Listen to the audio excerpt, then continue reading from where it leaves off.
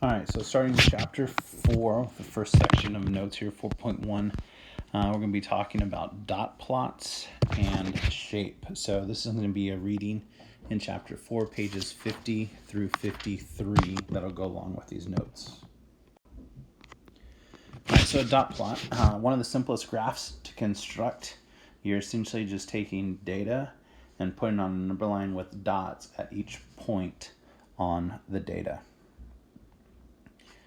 So the way you do it is you're going to draw a horizontal line, label with your variable so we know what it actually means, and then scale the axis from minimum to maximum value. So you can change that. It doesn't always have to go from 0 to whatever. If your data is all in the, say, 20 to 40 range, you don't have to necessarily start at 0. And then mark a dot above the location on the horizontal axis. So dot plots can be vertical, which is fairly common to see.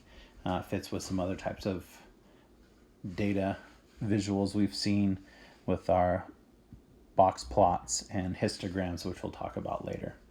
You can also see them horizontally, so just turned on its side with that data going out.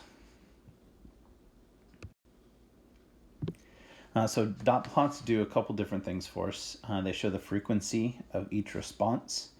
So you can count how many there are. Like we know that there's 3 that have 9 siblings.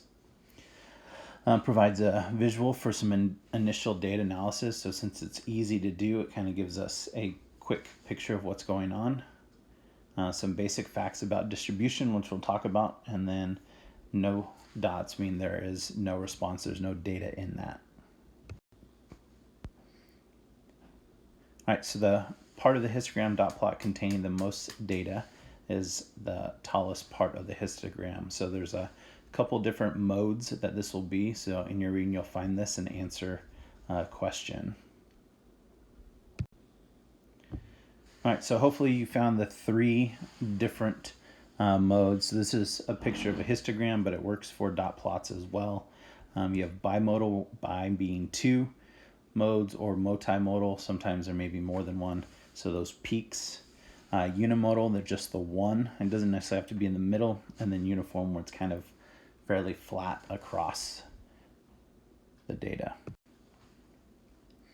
All right, so then I want you to write in your own terms what you feel symmetric shape would look like and what skewness of a dot plot would look like. So symmetric, hopefully this one's fairly familiar to you. We talked about in a bunch of different realms. And so essentially you can take the histogram or the dot plot and fold it along a vertical line through the center, and it matches up almost like a mirror. And then skewness, bell-shaped curve is pushed to one side. The other is considered the skew. So small tail going to the right, that's skewed right, and so on from there. All right, so a little multiple choice of which one do you think this is, symmetric, skewed left, or skewed right? Similar question with this one. And with this one. And then so here's the answer. So symmetric, the skewed left, you can see that tail goes off to the left for that blue one. And then skewed right, that tail, the small part, kind of goes off to the right there. And then last couple things, sometimes there may be gaps.